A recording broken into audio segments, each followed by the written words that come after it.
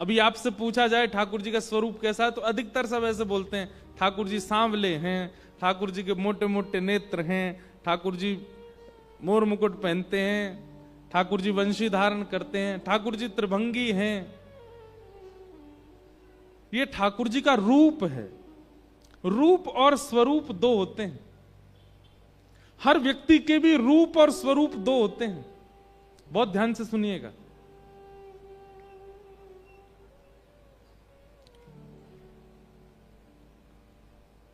सबके लिए जो हम लोग धारण करते हैं वो स्वरूप है, और अपनों के लिए जो हम धारण करते हैं वो रूप है।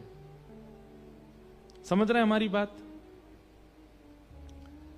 आप अपने घर से निकलते हो तो घर में पहनने वाले कपड़े पहन के नहीं जाते।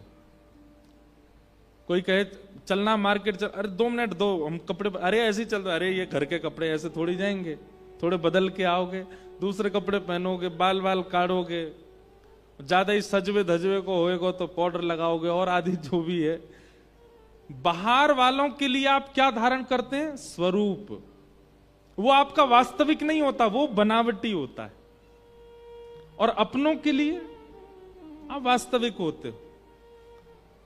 अपनों के लिए तो बाल भी बिखरे होते हैं, अपनों के लिए फटी हुई शर्ट भी पहन लोगे, अपनों के आगे तो लेट भी जाओगे, पाम भी ऊपर कर लोगे, सब कर लोगे।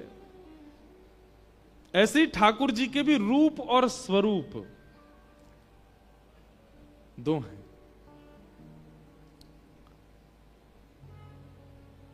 सबके लिए जो ठाकुर जी ने धारण किया है वो स्वरूप है, और अपनों के लिए जो है वो रूप है। कहीं पर ठाकुर जी ऐसे खड़े हैं, कहीं पर ठाकुर जी ऐसे खड़े हैं, कहीं पर शेषनाग पर पौड़े हैं। ये सब ठाकुर जी के स्वरूप हैं जो हमारे आपके पूरे विश्व के लिए ठाकुर जी ने धारण किए। कहीं ठाकुर जी शंख चक्र गदा पद्म चतुर्भुज रूप में खड़े हैं, कहीं ठाकुर जी 2 भुज में वंशी बजा रहे हैं। ऐसे ऐसे सुंदर मंदिर हैं। दक्षिण भारत में ठाकुर जी के श्री गुरुवायूर मंदिर है, वहां ठाकुर जी दोनों, एक हाथ कमर पर और एक हाथ ऐसे हाथ में डलिया लिए जाने, ऐसा कोई स्वरूप है। उडुपी श्री कृष्ण हैं। सब जगह अलग अलग स्वरूप हैं ठाकुर जी के। पंढरपुर में जाएंगे महाराष्ट्र में, वहां ठाकुर जी दोनों कटी पर हाथ धर के विट्ठल बन के खड़े हैं। वही वृंदावन चले जाओ तो ठाकुर जी वंशी बजा रहे हैं। आप सबके घर में जाके देखें तो नवनीत प्रिया हाथ में मक्खन लिए ठाकुर जी लड्डू गोपाल हैं। ये ठाकुर जी का रूप नहीं है, ये क्या है? स्वरूप है। बहुत सावधानी से सुनिएगा। मेरा और आपका कर्तव्य क्या है? हमें स्वरूप दिखा है, अब इतना प्रेम दिखाना है, इतना स्नेह करना है, ऐसी भक्ति करनी है, ऐसा स्वभाव प्रकट करना है। अब ये स्वरूपधारी श्री कृष्ण हमें अपना रूप दिखाएं। बात समझ में आए तो ही ताली बजाई हो। जैसे मेहमान पहले दिन घर आता है तो सुबह सुबह जल्दी उठ जाएगा 6 बजे। घर के सब लोग बोलेंगे आप इतनी जल्दी उठ कर? नहीं, मैं तो ऐसे ही उठता हूं, 6 बजे ही उठ जाता हूं। चाय पियेंगे? हाँ, शक्कर कम डालना चाय। और भाई कितना बढ़िया मेहमान हमारा, कम शक्कर की चाय पीता है। एक पराठा ले लिया, एक और? नहीं नहीं, मैं एक में ही बहुत हूं। लेकिन जैसे जैसे मेहमान के दिन बढ़ते जाते हैं घर में, 6 बजे से 7 बजे उठने लगे, 7 बजे से 8 बजे उठने लगे, पता चली 12 बजे उठ के आए ऊपर से। क्यों?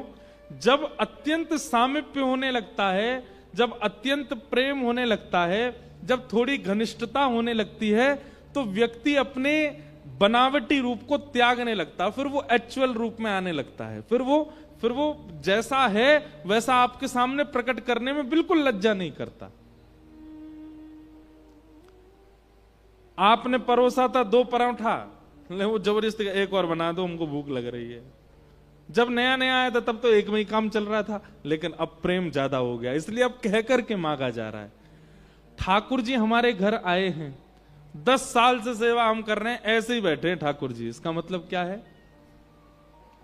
अभी हमने ऐसा अवसर ही नहीं दिया कि ठाकुर जी घनिष्ठता अनुभव करके कुछ याचना करें। मीराबाई ने अवसर दिया, ठाकुर जी इतने घनिष्ठ हो गए, कह करके मांगते थे, ये पवाव। सूरदास ने अर्पित किया, ठाकुर जी कह करके मांगते थे। हितरवंश महाप्रभु स्वामी श्री हरदास जी महाराज, अरे कहां तक कहें, स्वामी श्री हरदास जी के चरित्र में एक इतना सुंदर वर्णन आता है। अब क्या आपने सामने बिहारी जी बैठा दिए, अब बार बार इन्हीं की याद आएगी। स्वामी जी का नियम था, स्वामी श्री हरदास जी ने जब बिहारी जी को प्रकट किया वृंदावन में, इधर देखो इधर देखो, देख के नहीं आए थे पहले, अब देख रहे हो, इधर देखो। तो स्वामी जी ने जब श्री बिहारी जी को प्रकट किया, तो स्वामी जी का नियम था कि 56 भोग बनाते थे, और 56 भोग बनाकर के नित्य ठाकुर जी की रसोई, एक से एक सामग्री ठाकुर जी श्री बिहारी जी को सिद्ध होती थी। और उसके बाद नियम था कि 56 भोग की जितनी सामग्री बनी, वो बिहारी जी के भोग लग जाने के बाद ब्रजवासियों को बटेगी, गैया को बटेगी, जलचर यमुना जी की मछलियों को बटेगी, वृंदावन के कुंज में रहने वाले पक्षियों को बटेगी, पशुओं को बटेगी, और फिर सबसे अंत में आने वाले दर्शनार्थी जो ब्रज से बाहर से आए उनको बटेगी। पर स्वामी जी स्वयं श्री हरदास जी महाराज वो स्वयं कितना पाते थे? तो भक्तमाल जी में वर्णन आता है कि स्वामी श्री हरदास जी महाराज ने अपने संपूर्ण जीवन काल में, बहुत ध्यान से सुनिएगा, स्वामी श्री हरदास जी महाराज ने अपने संपूर्ण जीवन काल में केवल 8 तोला चना खाए। कितने? 8 तोला चना। तुलवा के देखना 8 तोला कितना होता है। 56 भोग बनाते थे लेकिन स्वयं नहीं पाते थे। कोई कहता स्वामी जी आप प्रसाद लें, तो एक सीख लेकर के और खीर में डुबो के जितना सीख में आता उतना लेते थे बस। एक दिन स्वामी जी बैठे थे और श्री कुंज बिहारी लाल, आप देखने में एक ही स्वरूप है, लेकिन वास्तविक में प्रिया और प्रियतम दोनों एक भय, तब श्री बिहारी जी प्रकट भय। तो जब स्वामी जी महाराज बैठे तो श्री ठाकुर जी प्रिया प्रियतम दोनों विलग रूप धारण करके आए और स्वामी जी की गोद में बैठ गए। तो स्वामी श्री हरदास जी बोले, आज आप दोनों इतने शांत काय कुओ, चलो लीला करो, नेक नृत्य करो, नेक निकुंज में भ्रमण करो। तो किशोरी जी और ठाकुर जी दोनों बोले, स्वामी जी हम दोनों के मन में बड़ी पीड़ा है। स्वामी जी बोले, काय बात की पीड़ा? बोले, आप हमारी सेवा करो, हमारी आरती करो, हमारो शयन करो, हमें इतना आनंद कराओ, 56 भोग हमें पवाओ, लेकिन आप स्वयं भिक्षा पामे और भिक्षा में भी केवल कछु चना ही खामे। हमें ये देख करके बहुत कष्ट हो गए। वो चने भी जो खाते थे स्वामी जी, वो भी अपने नहीं, कोई भिक्षा लेकर के आता था उसको पाते थे। ठाकुर जी बोले, हमें बड़ो कष्ट हो गए, आप केवल थोड़े से चने खाते हो, इतना 56 भोग बनता, थोड़ा पा लिया करो आप भी। स्वामी जी बोले, जय जय, प्रसाद तो प्रसाद है, लेकिन मोए अपनी जीभ पे भरोसा ना है, और मोए अपनी नहीं, संसार के किसी भी व्यक्ति को अपनी जीभ पे भरोसा नहीं होना चाहिए। मोए बस ये भय लगे, आप सब ब्रजभाषा समझ रहे हैं ना? समझ रहे हैं ना? स्वामी जी बोले, मोए बस ये भय लगे कि कहीं मेरी जीव में प्रसाद पावे के बाद व्यंजन का सुख ना आ जाए, प्रसाद का सुख ना भूल जाऊं मैं। मतलब कहीं मैंने पेड़ा पायो और पेड़ा पाकर के कहीं मेरी जीव में ये नहीं आ जाए कि पेड़ा कितनो स्वाद बनायो है, पेड़ा कितनो अच्छो बनो, या में मिष्ठान कितनो अच्छो, या में मावा कितनो अच्छो, या में दूध कितनो अच्छो, बल्कि ऐसा भाव आना चाहिए पेड़ा पाती कि आहा इतना स्वाद है, ऐसा लग रहा है कि श्री ठाकुर जी ने अपनो अधरामृत मिश्रित करके दियो है। आप यदि इस प्रकार से भोग नहीं पाते हैं तो भोग पाने में भी अपराध माना जाता है। बहुत सावधानी से सुनिएगा। ठाकुर जी को निवेदित होने के बाद सामने थाल में प्रसाद आया, आपने दाल पाया, भाजी पाई, जो भी पाया, उसको पाते ही आपके मुख में आया इसमें तो नमक कम है, इसमें तो नींबू कम है, तो वो प्रसाद के प्रति अपराध है। ठाकुर जी ने जैसो पायो हमें भी वैसो ही पानो है। स्वामी जी महाराज बोले मोए अपनी जीभ पे भरोसा ना है, कहीं ये जीव व्यंजन को सुख ना लेने लगे, या हमारे जय जय मैं तो नेक चखूं और बाकी, या जीव को ये कोरे चना ही खवा करके मैं जिवा रहा हूं। किशोरी जी बोली नहीं, हमें ऐसे सुख ना लगे, हमें बहुत पीड़ा होवे, और आप नहीं पाओगे तो फिर कल से आप भी 56 भोग पधराओ, हम भी नहीं पाएंगे। ठाकुर जी बोले हम ये निवेदन कर रहे हैं, इतना मत पाओ पर नेक तो ले ले करो, कछु अन्न तो जान दे करो पेट में।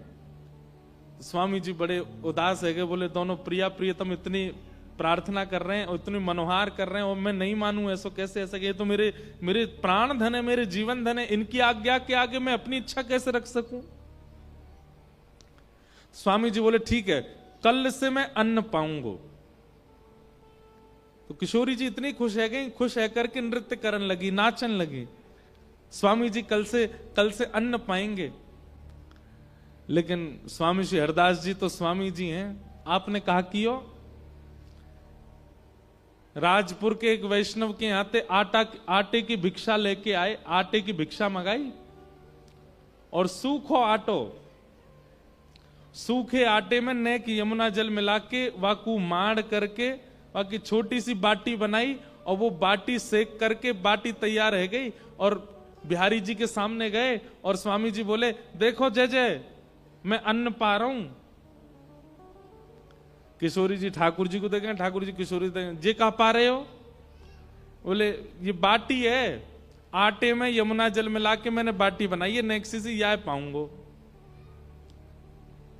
किशोरी जी बोले जय हो स्वामी जी, घूम फिर के आए तो अपनी पे ही आए, नेक्सो सो आटो पा रहे हैं, वो भी इतनी सी बाटी रूखी सूखी सी बना। अरे इतने यहाँ में कछु साग तो कछु सब्जी, इतने व्यंजन बने यहाँ में तो कछु लो। तो ठाकुर जी बोले अरे श्री जी ये पाई ना सके। स्वामी जी बोले क्यों ना पा सकूं? बोले आप हम दोनों उनको बिना भोग लगाए पाओगे नहीं और या को भोग हमें पधराओगे नहीं। ये तो रूखी बाटी है, या को भोग लगाओगे हमें? स्वामी जी बोले ना ना मैं आपको भोग ना लगाऊंगा। तो फिर कैसे पाओगे? तो स्वामी जी ने बाटी हाथ में ली और 7 बार ठाकुर जी पे उतार दी। बोले आपकी जितनी अला जितनी नजर मेरे कुंज बिहारी जी को लगी है वो सब या बाटी में आ जाए, और 7 बार फेर करके नजर उतार करके बाटी पा गए। बोले है गई प्रसादी, मेरे ठाकुर जी की नजर, मेरे ठाकुर जी की अला कोई की कुदृष्टि आ गई होगी, सब आ गई बाटी में और मैंने प्रेम से पा ली। ऐसा अनुभव हमें क्यों नहीं होता? क्योंकि हमारे सामने ठाकुर जी स्वरूप धारण करके बैठते हैं, रूप नहीं।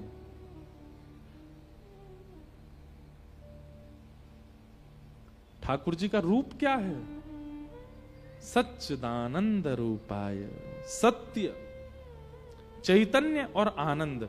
बिहारी जी भले ही त्रिभंग लली हैं, परंतु ये स्वरूप का रूप क्या है? सत्य सबसे पहला।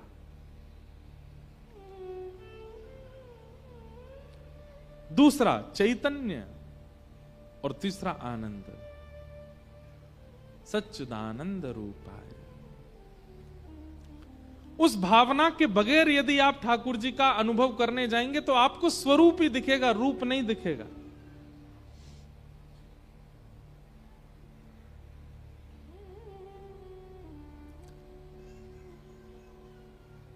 स्वरूप का ही अनुभव होगा।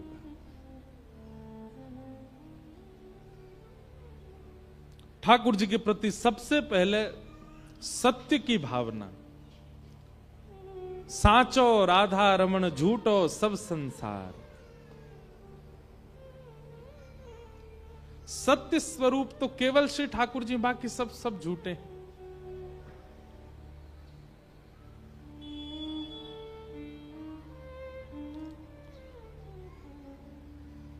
श्रीमन्नारायण नारायण नारायण,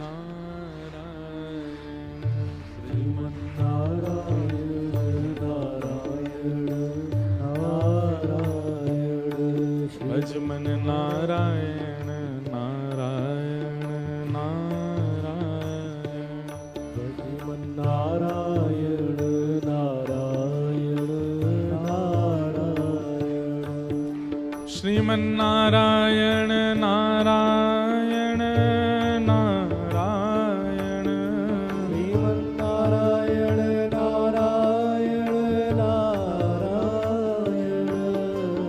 श्रीमन्नारायण नारायण नारायण, श्रीमन्नारायण नारायण नारायण, भजमन्नारायण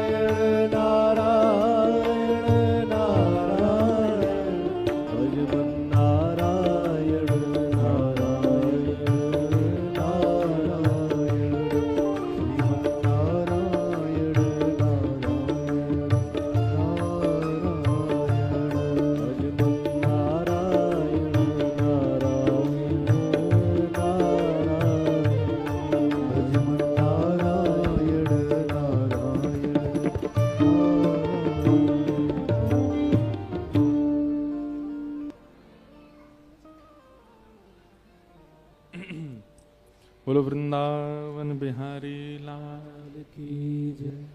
पूज्य महाराज जी कह रहे थे, अभी आप मंच पे पधारे तो महाराज जी बोले कि व्यवधान तो नहीं हुआ आने से।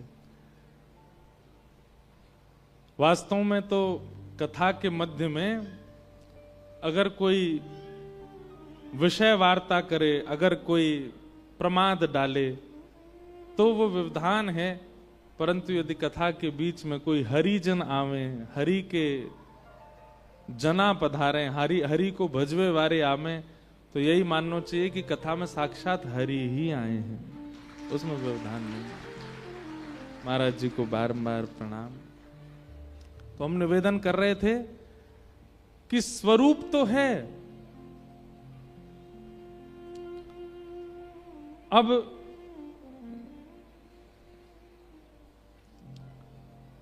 रूप का प्रतिष्ठान करना है। परम पूजनीय प्रातः स्मरणीय महामंडलेश्वर पूज्य श्री आशुतोषानंद गिरि जी महाराज काशी से आज आप सबके मध्य में पधारे हैं। इस कथा में यहाँ के सब आयोजकों को, दास को, आप सबको आशीष देने, पूज्य महाराज जी को बारंबार वंदन, बारंबार प्रणाम। हमारी बात बहुत ध्यान से सुनिए।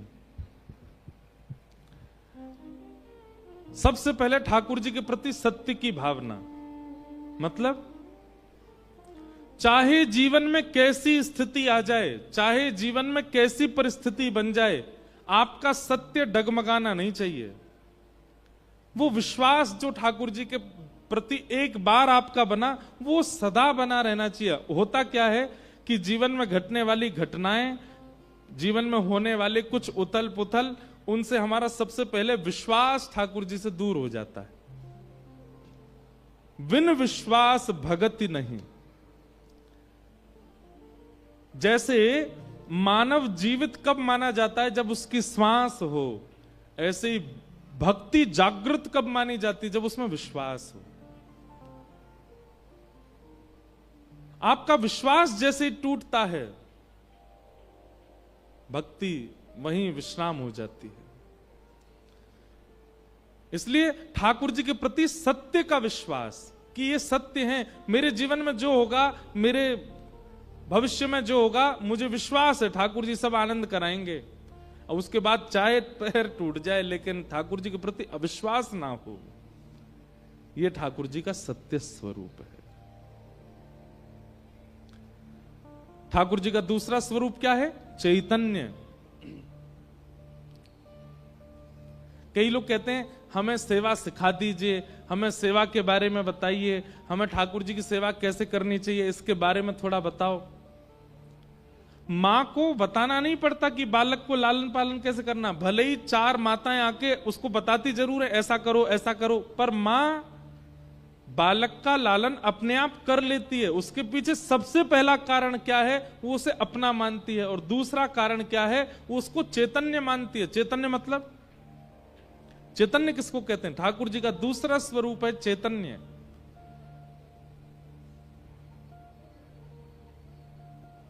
गर्मी लगी तो आपने पंखा चलाया, क्यों? क्योंकि आप चैतन्य हो। जड़ वस्तु को गर्मी नहीं लगती, चैतन्य को लगती है। सर्दी लगी, आपने शॉल पहन ली, क्योंकि आप चैतन्य हो। जड़ वस्तु को इससे कुछ अभिप्राय नहीं होता।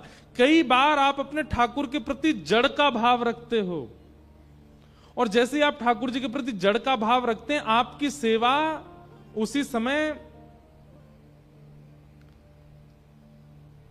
विमुखी होती चली जाती है।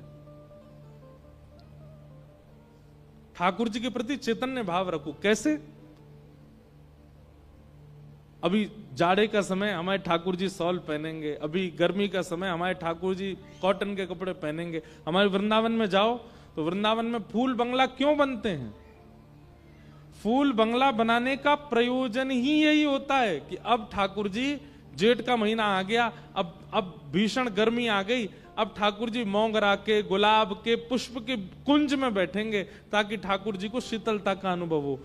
अगर ठाकुर जी जड़ होते तो बंगला बनवाते हम। ठाकुर जी के प्रति चैतन्य की भावना, इसीलिए हम बंगला बनाते हैं। ठाकुर जी के प्रति चैतन्य की भावना, इसीलिए 56 भोग धराते हैं।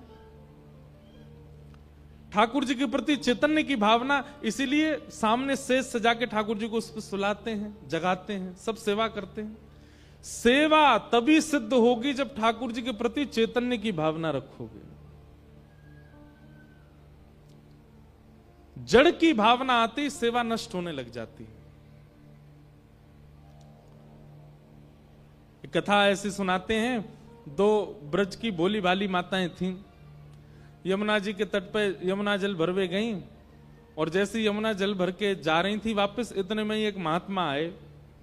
तो एक सखी ने दूसरी से कही, एरी देखियो ये महात्मा जा रहे हैं, मैंने सुनी है महात्मान के झोला में भगवान बैठे हैं, सांची के भगवान।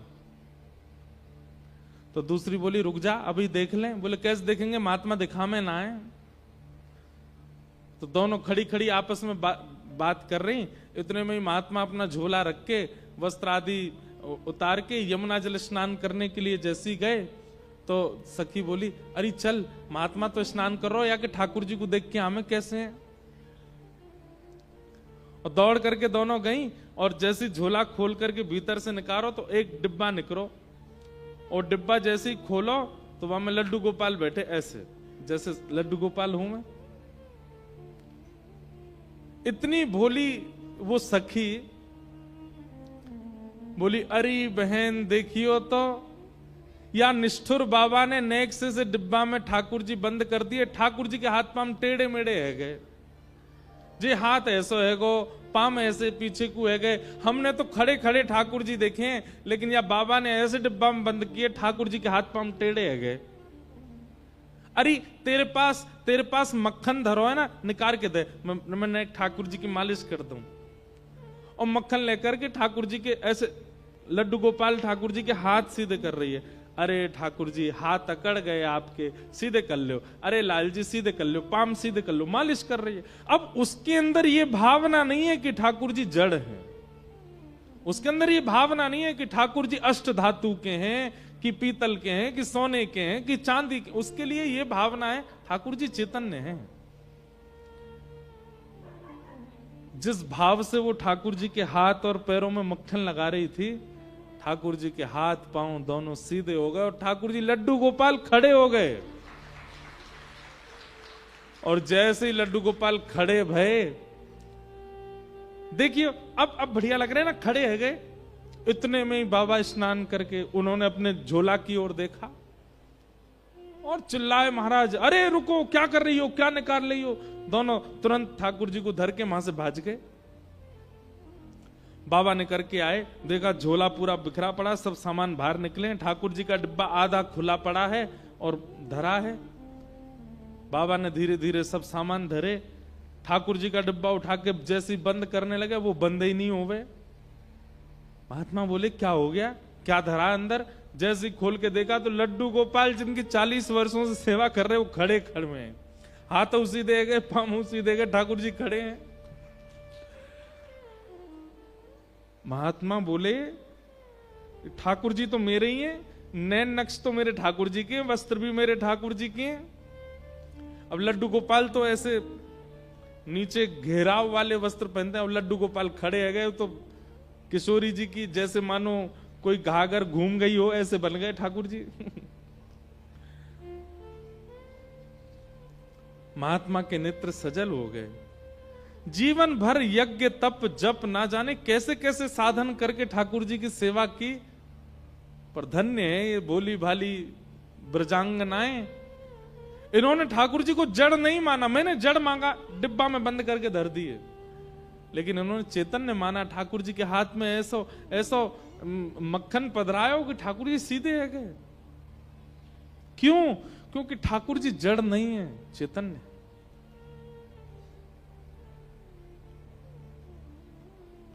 उनके प्रति जड़ की भावना यदि आप रखेंगे तो फिर ठाकुर जी भी जड़वत व्यवहार ही करेंगे।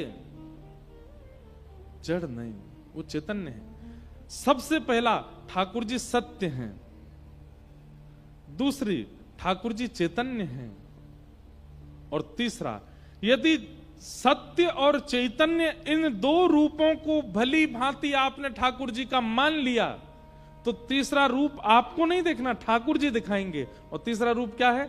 आनंद। तीसरा रूप है ठाकुर जी का आनंद।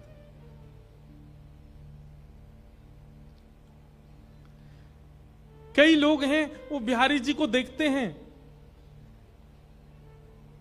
पोशाक देखेंगे, रूप देखेंगे, मुकुट देखेंगे, बाहर आएंगे, पूछो उनसे कैसे लग रहे ठाकुर जी, भूल गए हम तो कैसे लग रहे, सुंदर लग रहे, बस इतना याद है। क्या दर्शन किया आपने? आपको पता है ठाकुर जी का श्रृंगार, नित्य का श्रृंगार एक संकेत है, और उस संकेत को समझे कोई।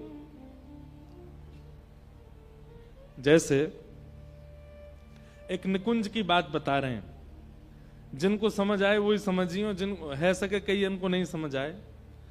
ठाकुर जी का श्रृंगार संकेत है, और किसको संकेत है?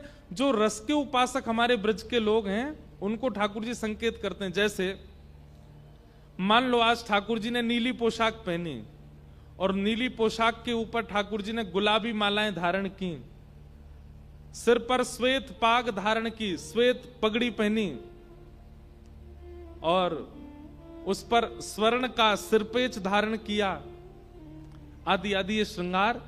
थोड़ा सा संकेत समझ लो। तो इससे अब ठाकुर जी संकेत क्या कर रहे हैं? बोले आज मैं कहां हूं? तो नीली पोशाक से ठाकुर जी बता रहे हैं हम सरोवर के तट पर हैं, किसी सरोवर के पास हैं वृंदावन में। उसके ऊपर गुलाब की माला पहन के ठाकुर जी संकेत कर रहे हैं वह सरोवर पर हैं जहां गुलाब खिले हैं, जहां कमल खिले हैं, जहां गुलाब के वृक्ष हों, उस सरोवर पर है। फिर दूसरा संकेत क्या करें? श्वेत पाग पहनी है, श्वेत पगड़ी पहनी है, तो श्वेत पगड़ी से ठाकुर जी ये संकेत कर रहे हैं दिन में नहीं है, रात्रि में जब चंद्रमा प्रकट होगा तब है वहां पे। उस पर स्वर्ण के स्वर पे सिरपेच आदि बांध करके, स्वर्ण का वर्ण कैसा होता है? अग्नि का सा वर्ण होता है,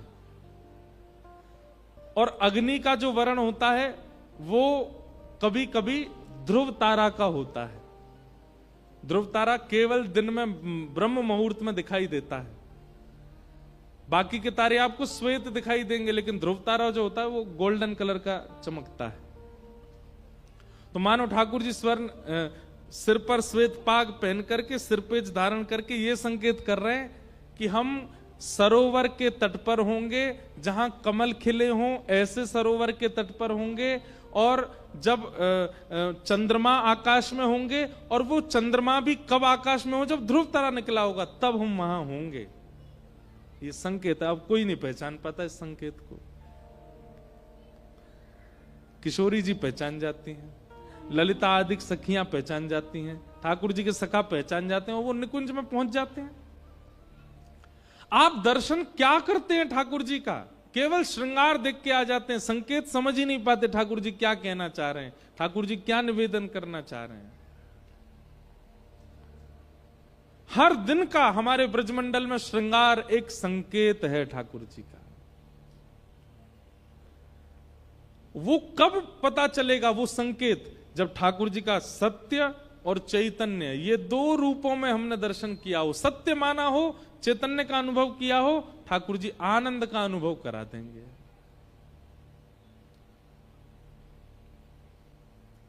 हमारे यहां गोवर्धन में जब आप दान घाटी से परिक्रमा शुरू करते हैं ना, तो थोड़ी 1 किलोमीटर चलते ही सीधे हाथ पर पंडित श्री गया प्रसाद जी महाराज की समाधि आती है। तो पंडित श्री गया प्रसाद जी महाराज जो थे वो ब्रजवासियों में, संतों में तो बहुत निष्ठा रखते थे, लेकिन रासलीला होती है ना, तो रासलीला में जब बालक कृष्ण बन के आता है, सब लोग उसके पांव छूते थे। तो पंडित जी महाराज कहते, अरे भैया जब बालक ही तो है, तुम तो भगवान मान के या की पूजा करो, भगवान मान के या के पांव पूजो। तो ब्रज के लोग बोले महाराज वो बालक होएगा, लेकिन मुकुट पहनने के बाद वो ठाकुर जी है जाए। तो पंडित जी महाराज बोले, भैया तुम्हारी भावना है पर मोह विश्वास ना है, मेरे काजे तो वो बालक ही है। अनेक संतों ने कहा, बोले नहीं पंडित जी महाराज, बालक जैसे ही मुकुट पहन ले वो पर भगवान है, आप एक बार विश्वास करके तो देखो। तो पंडित जी महाराज आज रासलीला में बैठे थे, पंडित श्री गया प्रसाद जी महाराज, और मंच पर जैसे ही ठाकुर जी आए, छोटे से बालक कृष्ण बनकर के आए, रासलीला कर रहे थे, नाच रहे थे। तो पंडित जी महाराज दूर बैठे बैठे सोचने लगे, अगर ये सच में भगवान हैं तो ये अमरूद लेंगे और अमरूद खा करके अपना झूठा अमरूद मेरे पास आके मेरे मुंह में अपने हाथ से खिलाएं तो मैं मान जाऊंगा ये भगवान है। पंडित जी महाराज बैठे थे, रासलीला चल रही थी, और नाचते नाचते नाचते ऐसे दर्शनार्थियों में से कोई लोग सामग्री लाते हैं, तो एक टेबल पे खूब सारे फल, मिष्ठान, गुलाब जामुन, रसगुल्ला सब ऐसे धरे थे लोगों ने। नृत्य करते करते जाने क्या आया आवेश, जो ठाकुर जी बालक बना था वो कूद करके नीचे गए और उसमें से फलों में से अमरूद निकाला, और अमरूद निकाल करके खाया, और खा करके इतनी जनता में पंडित जी महाराज को देखा, और पंडित जी महाराज को देख के दौड़ करके गए और पंडित जी की गोद में कह के बोले, बाबा मुंह खोलो, लो अमरूद खाओ। पंडित जी महाराज ने जैसे ही इस लीला का अनुभव किया, 3 दिन के लिए मूर्छा में चले गए। 3 दिन तक मूर्छा टूटी नहीं उनकी, विश्वास प्रगाढ़ हो गया। भैया हमको ठाकुर जी में, हमको साक्षात मंदिर के भगवान में ठाकुर जी का अनुभव नहीं होता, हम बालकों में क्या करेंगे? क्यों? क्योंकि सत्य और चैतन्य की भावना हमारे भीतर कम है। इसलिए मंदिर के ठाकुर जी हमको ठाकुर जी दिखते हैं, उनसे हम मांगते हैं, वो हमें दे देते हैं, हम चले जाते हैं, बस यहीं तक सीमित है हम। इससे अतीत आनंद हमको कभी अनुभव ही नहीं हुआ। उस दिन के बाद से पंडित श्री गया प्रसाद जी महाराज का नियम हो गया, रासलीला में कोई भी बालक मुकुट पहन के आता, या कोई भी छोटा छोटा बालक तिलक कर ले, श्रृंगार कर ले, तो पंडित जी महाराज दंडवती करते, बोले ना जाने कौन से रूप में ठाकुर जी डोल रहे हैं भैया ब्रज में, सबको वंदन करते। सबसे पहला ठाकुर जी को सत्य मानो, दूसरा ठाकुर जी के प्रति चैतन्य की भावना रखो, सत्य और चैतन्य की भावना आप रखो, आनंद ठाकुर जी कराएंगे। यही है सच्चिदानंद रूपाय।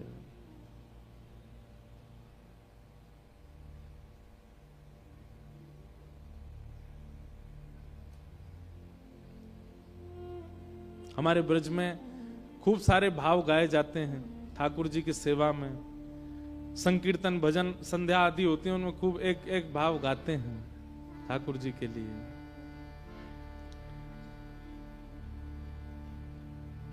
मनमोहन तुझे रिझाऊं, तोहे नित नए लाड लड़ाऊं। हो मनमोहन तुम्हें रिझाऊं, तोहे नित नए लाड लड़ाऊं। बसा कर नैनन में, छिपा कर नैनन में, बसा कर नैनन में, छिपा कर नैनन में।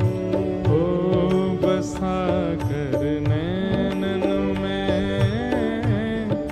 छिपा कर नैनन में, बसा कर नैनन में, छिपा कर नैनन में। मनमोहन तुम्हें रिझाऊं, ओ मनमोहन तुझे रिझाऊं, ओ तोहे नित नए लाड लड़ाऊं। ओ तोहे नित नए लाड लड़ाऊं। बसा कर नैनन में, छिपा कर नैनन में, बसा कर नैनन में, छिपा कर नैनन में। जितनी संख्या में आप लोग आए हैं, काली अंधियारी रात में कथा हो रही है, पंजाब के लोगों की बलिहारी है। लेकिन भोजन कितना भी अच्छा बना हो, थाली अच्छी ना हो तो आनंद नहीं आता। ऐसे ही कीर्तन कितना भी बढ़िया हो, लेकिन ताली ना हो तो। और सुनो, ये ऐसे ताली नहीं बजानी है, ये एक ताल बजाना है और एक ताल बजाते हुए गाना है। मनमोहन तुम्हें रिझाऊं, गाइए। मनमोहन तुझे रिझाऊं, ओ तोहे नित नए लाड लड़ाऊं। ओ तोहे नित नए लाड लड़ाऊं। बसा कर नैनन में, छिपा कर नैनन में, बसा कर नैनन में, छिपा कर नैनन में। ओ बसा कर नैनन में, छिपा कर नैनन में, बसा कर नैनन में, छिपा कर नैनन में। ओ गीत बन जाऊं तेरी बांसुरी के स्वर का, इठलाती बल खाती पतली कमर का। गीत बन जाऊं तेरी बांसुरी के स्वर का, इठलाती बल खाती पतली कमर का। गीत बन जाऊं तेरी बांसुरी के स्वर का, इठलाती बल खाती पतली कमर का। गीत बन जाऊं तेरी बांसुरी के स्वर का, इठलाती बल खाती पतली कमर। ओ पीला पटका बन जाऊं, ओ पीला पटका बन जाऊं, हाँ पीला पटका बन जाऊं। ओ पीला पटका बन जाऊं। बसा कर नैनन में, अहो छिपा कर नैनन में, बसा कर नैनन में, छिपा कर नैनन में। हाँ बसा कर नैनन छिपा कर नैनन में, बसा कर नैनन में, छिपा कर नैनन में। हे मन मोहन तुझे रिझाऊं, ओ मन मोहन तुझे रिझाऊं, ओ तो है नित नए लाड लड़ाऊं, ओ तो है नित नए लाड लड़ाऊं। बसा कर नैनन में, छिपा कर नैनन में, बसा कर नैनन में, छिपा कर नैनन। श्री राधा रमण लाल की।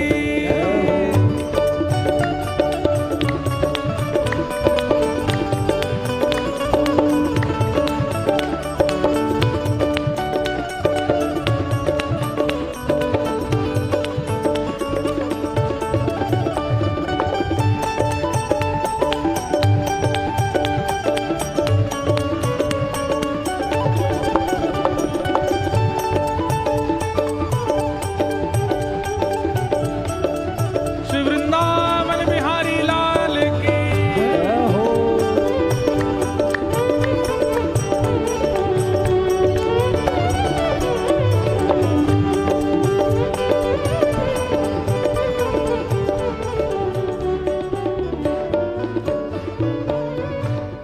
घुंघरू बनूं जो तेरी पायल का प्यारे, पल पल चूमा करूं चरण तिहारे।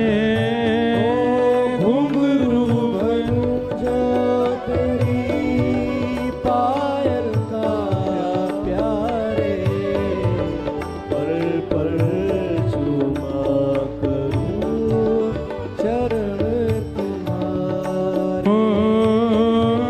घुंघरू बनूं जो तेरी पायल का प्यारे, पल पल चूमा करूं चरण तिहारे। घुंघरू बनूं जो तेरी पायल का प्यारे, पल पल चूमा करूं चरण तिहारे। ओ तेरे संग संग नाचूं गाऊं, ओ तेरे संग संग नाचूं गाऊं, तेरे संग संग नाचूं गाऊं, ओ तेरे संग संग नाचूंगा। बसा कर नैनन में, छिपा कर नैनन में, बसा कर नैनन में, छिपा कर नैनन में। ओ बसा कर नैनन में, छिपा कर नैनन में, बसा कर नैनन में, छिपा कर नैनन में। ओ तेरे संग संग नाचूं गाऊं, ओ तेरे संग संग नाचूंगा। ओ तो है नित नए लाड लड़ाऊं, ओ तो है नित नए लाड लड़ाऊं। बसा कर नैनन में, छिपा कर नैनन में, बसा कर नैनन में, छिपा कर नैनन में। और अंतिम इच्छा केवल एक है, राधिका किशोरी संग रमण तिहारा, मुझको दिखा दो कभी ऐसा नजारा। राधिका किशोरी संग रमण तिहारा, मुझको दिखा दो कभी ऐसा नजारा। राधिका किशोरी संग रमण तिहारा, दिखा दो कभी ऐसा नजारा। राधिका किशोरी समय रमण तुम्हारा, मुझको दिखा दो कभी ऐसा और नजारा। जीवन भर कथा श्रवण की, नाम जप किया, वृंदावन यात्रा की, गोवर्धन परिक्रमा की। हे ठाकुर जी, इन सब के बदले कोई पुण्य की कामना नहीं है। इन सब के बदले कामना केवल यही है कि बस हमारी अंतिम श्वास में आप हमको दिख जाओ, आपका दर्शन हमको हो जाए। और किशोरी जी के साथ जब रमण करते हुए आपका दर्शन हमको हो, फिर चाहे मैं मर जाऊं, फिर चाहे मैं मर जाऊं, फिर चाहे मैं मर जाऊं, फिर चाहे मैं मर जाऊं, बसा कर नैनन में, छिपा कर नैनन में, बसा कर नैनन में, छिपा कर नैनन में, ओ बसा कर नैनन में, छिपा कर नैनन में, बसा कर नैनन में, छिपा कर नैनन में। हे मनमोहन तुम्हें रिझाऊं, मनमोहन तुम्हें रिझाऊं, हे तो हे नित नए लाड़ लड़ाऊं, वो तो है नित नए लाड़ लड़ाऊं, बसा कर नैनन में, छिपा कर नैनन में, बसा कर नैनन में, छिपा कर नैनन में। गोविंद बोलो हरि गोपाल बोलो, गोविंद बोलो हरि गोपाल बोलो, श्री गोविंद बोलो हरि गोपाल बोलो, गोविंद बोलो हरि गोपाल बोलो, प्यारे राधा रमण हरि गोविंद बोलो, प्यारे राधा रमण हरि गोविंद बोलो, प्यारे राधा रमण हरि गोविंद प्यारे बोलो, राधा रमण हरि गोविंद बोलो, हे हरि गोविंद बोलो हरि गोपाल बोलो, हरि गोविंद बोलो हरि गोपाल बोलो, हरि गोविंद बोलो हरि गोपाल बोलो, हरि गोविंद बोलो हरि गोपाल बोलो, श्री राधा वल्लभ हरि गोविंद बोलो, राधा वल्लभ हरि गोविंद बोलो, श्री राधा रमण हरि गोविंद बोलो, राधा रमण हरि गोविंद बोलो, हे हरि गोविंद बोलो हरि गोपाल बोलो, हरि गोविंद बोलो हरि गोपाल बोलो, हरि गोविंद बोलो हरि गोपाल बोलो, गोविंद बोलो हरि गोपाल बोलो, श्री राधा रमण हरि गोविंद बोलो, राधा रमण हरि गोविंद बोलो, प्यारे राधा रमण हरि गोविंद बोलो, राधा रमण हरि गोविंद बोलो, गोविंद बोलो हरि गोपाल हे बोलो, गोविंद बोलो हरि गोपाल बोलो, हरि गोविंद बोलो हरि गोपाल बोलो, हे गोविंद बोलो हरि गोपाल बोलो, हरि गोविंद बोलो हरि गोपाल बोलो, हे गोविंद बोलो हरि जय गोपाल जय श्री राधे, जय जय श्री राम,